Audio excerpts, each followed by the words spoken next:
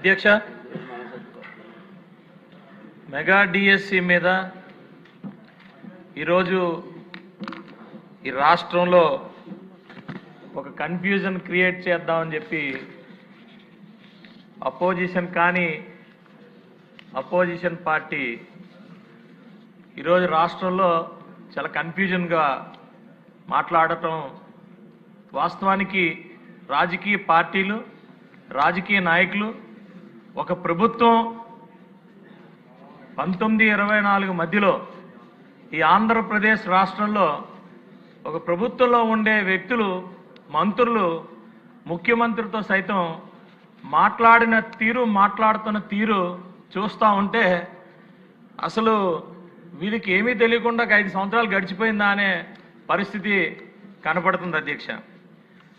నేను మా నియోజకవర్గంలో ఒక స్కూల్ బిల్డింగ్ ఓపెన్ చేయడానికి వెళ్తే ఒక టీచరు, మొన్న రిక్రూట్ అయిన టీచరు, సార్ మేము 10-15 సంవత్సరాల నుంచి కష్టపడి టీచర్ ఉద్యోగం కావాలని రాత్రింబవళ్ళు కష్టపడి చదువుకొని ప్రిపేర్ అయ్యి మరి ఎప్పుడు మాకు డిఎస్సి పెడతారా అని వేచి చూసిన తర్వాత మీ ప్రభుత్వం వచ్చిన తర్వాత మొదటి సంతకం పెట్టి చాలా ట్రాన్స్పరెంట్గా ఎవరైతే మెరిట్ ఉందో వాళ్ళకి చాలా ట్రాన్స్పరెంట్గా మరి కండక్ట్ చేసిన ఒక డిఎస్సిని ఈరోజు అవమానిస్తూ ఉంటే మమ్మల్ని అందరినీ కూడా ఇంత కష్టపడిన మమ్మల్ని కూడా ఏదో బ్యాక్ డోర్ నుంచి వచ్చేసారన్న దీనికి ప్రచారం చేస్తూ ఉంటే మాకు చాలా బాధగా ఉంది సార్ అని వాళ్ళు వెళ్ళబుచ్చుకున్న పరిస్థితులు చూస్తూ ఉంటే నిజంగా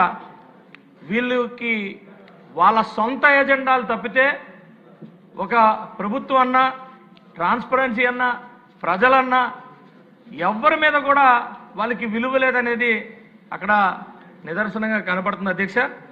అయితే ఒక స్పోర్ట్స్ పర్సన్గా ఈ డిఎస్సి మీద నాకున్న అభిప్రాయాలు నేను ఈరోజు చెప్తా అధ్యక్ష.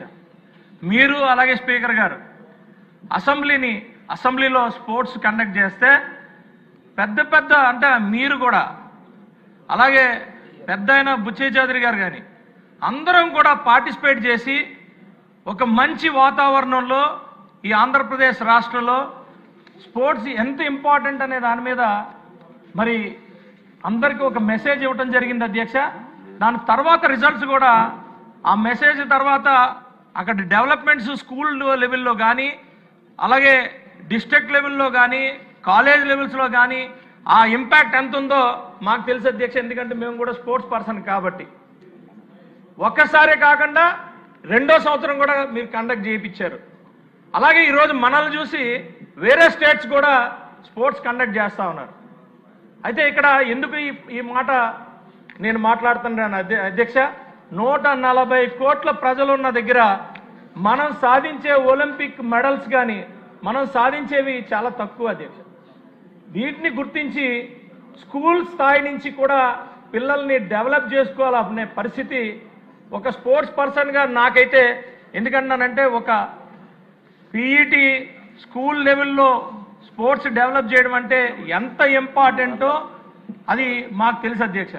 ఈరోజు నారా లోకేష్ గారి ఆయన నాయకత్వంలో స్కూల్ బిల్డింగ్సే కాకుండా గ్రౌండ్స్ కూడా ఈరోజు అలాగే స్పోర్ట్స్ ఇన్ఫ్రాస్ట్రక్చర్ కూడా పూర్తిగా ఎంత అభివృద్ధి చెందింది అనేది మరి ప్రతి స్కూల్లోని ఈరోజు వస్తున్న జాయినింగ్స్ అంటే ఆ ఇన్ఫ్రాస్ట్రక్చర్ని వాడుకుంటున్నా అధ్యక్ష.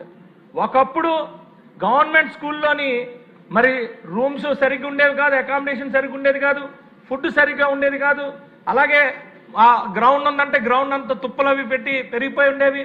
అలాగని చెప్పి వాళ్ళకి ఎక్కడ ఫెసిలిటీస్ ఉండేవి కాదు, ఒక బాల్ ఉండేది కాదు, ఒక నెట్ ఉండేది కాదు. ఇవన్నీ కూడా సమకూర్చుకుంటే ఈరోజు ఎక్కడికి వెళ్ళినా, ఏ స్కూల్కి వెళ్ళినా కూడా ఈరోజు మరి బ్రహ్మాండంగా ఫుల్ ఫ్లెడ్జ్డ్ అంటే ఎడ్యుకేషన్ అనేది కేవలం ఒక అంశమో 2 అంశాలు కాదు అధ్యక్ష, ఫిజికల్ ఎడ్యుకేషన్ కూడా కాన్సన్ట్రేట్ చేసి అలాగే మరి నా సబ్జెక్ట్ లాగా నేను మరి నాకు సపోర్ట్ చేసిన ఇన్క్లూజివ్ ఎడ్యుకేషన్ కూడా ఇది తుప్పు వదిలించుకోవాలి. అసలు స్పోర్ట్స్ ఫిజికల్ ఎడ్యుకేషన్ గురించే సరిగ్గా తెలియనే ఈ గొడ్డల పార్టీకి ఇన్క్లూజివ్ ఎడ్యుకేషన్ అనేది దేశంలోనే ఏపీ మోడల్ ఆఫ్ ఎడ్యుకేషన్ గా రాబోయే రోజుల్లో ప్రతి స్టేట్ లో కూడా రాబోతుంది అధ్యక్ష. ఈ ఆటిజం మీద, ఇన్క్లూజివ్ ఎడ్యుకేషన్ మీద ఇలాంటి మంచి చాలా చాలా చిత్తశుద్ధితో అన్ని కూడా మరి నిర్వర్తిస్తూ 16,000 ఉద్యోగాలు ఫస్ట్ సంతకం పెట్టారు అంటే అది ఎంత ఇంపార్టెంట్ అనేది అక్కడ చిత్తశుద్ధితో పనిచేసే మన నాయకులకి తెలుస్తుంది. కానీ ఏది ఆయన సొంతంగా ఆయన కోసమే మరి పార్టీ పెట్టి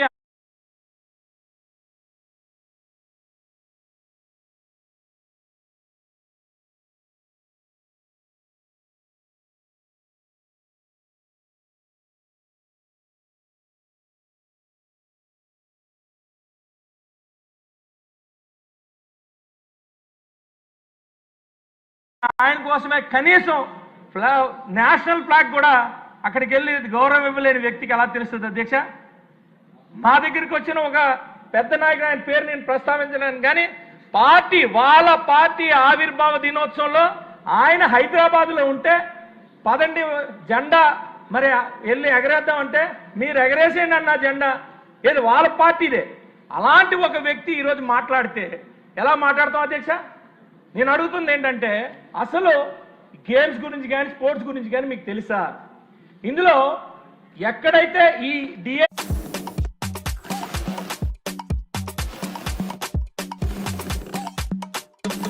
తీసుకుంటాం, చర్చికి రండి అంటే చర్చికి రండి, కానీ స్పోర్ట్స్ గురించి కానీ మీకు తెలుసా? ఇందులో ఎక్కడైతే ఈ డిఎస్సిలోని ఎక్కడ తప్పు జరిగిందో చెప్పండి, ఎక్కడ పొరపాటు జరిగిందో చెప్పండి, తీసుకుంటాం. చర్చికి రండి అంటే చర్చికి రాకుండా ఊరికే బయట ఏదో ఎవరో కాక్రోచ్ పార్టీ ఎక్కడో ఏదో చేసిందని చెప్పి వాళ్ళని ఆదర్శంగా తీసుకొని ఇక్కడ వాతలు పెట్టుకుందాం అంటే ఎలా అవుతుందనే అధ్యక్ష నేను అడుగుతా ఉన్నాను. ఏ డిఎస్సిలో ఇంటర్నేషనల్, నేషనల్ సర్టిఫికేట్ వైజ్గా ఎవరెవరు క్యాండిడేట్స్ ఉన్నారో ఆ క్యాండిడేట్స్ పైనుంచి కింద వరకు వచ్చి వాళ్ళకి ఇస్తారు అధ్యక్ష ఈ ఉద్యోగ అవకాశాలు. ఇవన్నీ కూడా మరి వాళ్ళకి తెలియకపోతే ఎలా అధ్యక్ష? దీన్ని అన్నిటికీ పంపించారు. SAAP sports authority of Andhra Pradesh ఫెడరేషన్కి పంపించింది, అలాగే స్టేట్ అసోసియేషన్కి పంపించింది. వాళ్ళు ఎంక్వైరీ చేసుకున్నారు. పూర్తిగా ఎంక్వైరీ చేసుకున్న తర్వాత 2-3 ప్లేసెస్లో ఎంక్వైరీ చేసుకున్న తర్వాత అప్పుడు మరి వాళ్ళకి ఉద్యోగాలు ఇచ్చారనే ఇంగిత జ్ఞానం కూడా, కనీస జ్ఞానం కూడా లేని ఈ గొడ్డల పార్టీకి ఎలా పడితే అలా మాట్లాడితే మరి మేము ఏమనాలో కూడా అర్థం కాదు అధ్యక్ష. నాకు అర్థం కాలే. గేమ్స్ అంటే వీడియో గేమ్స్ వరకు మాత్రమే వాళ్ళకి తెలిస్తే మరి వాళ్ళ గురించి మనం మాట్లాడుకోవడం కూడా వేస్ట్ అని నా ఉద్దేశం అధ్యక్ష. కాబట్టి నేనేమడుగుతున్నా అంటే దయచేసి మరి నారా లోకేష్ గారికి నేను అడుగుతుంది ఏంటంటే, కనీసం ఆ స్పోర్ట్స్ గురించి వాటి గురించి కొన్ని క్లాసులు పెట్టండి. ఆ క్లాసుల్లో కనీసం అంటే ఇక్కడికి ఎలా రాలేకపోయినా అక్కడన్నా క్లాసులు పెట్టండి.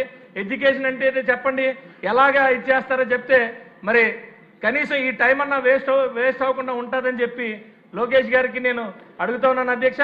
ఏది ఏమైనా ఈరోజు ఓపెన్గా చెప్తున్నా అధ్యక్ష, స్పోర్ట్స్ 100% డెవలప్ అవుతుంది. ప్రతి పిల్లోడు ఈరోజు ఏదైతే ఈ మొబైల్ ఫోన్స్ వాటి మీద ఎక్కువ దృష్టి పెట్టే పరిస్థితి నుంచి ఈరోజు ఈ పీఈటీలని వాళ్ళని అందరినీ ఈ స్పోర్ట్స్ డెవలప్ చేయడం వల్ల స్లోగా మన పిల్లలందరూ కూడా స్పోర్ట్స్ వైపు, గేమ్స్ వైపు మారడం వల్ల వాళ్ళ ఆరోగ్యకరంగా ఉన్నందుకు నేను ఈ ప్రభుత్వానికి ధన్యవాదాలు తెలియజేసుకుంటున్నాను అధ్యక్ష. థ్యాంక్ యూ వెరీ మచ్ అధ్యక్ష.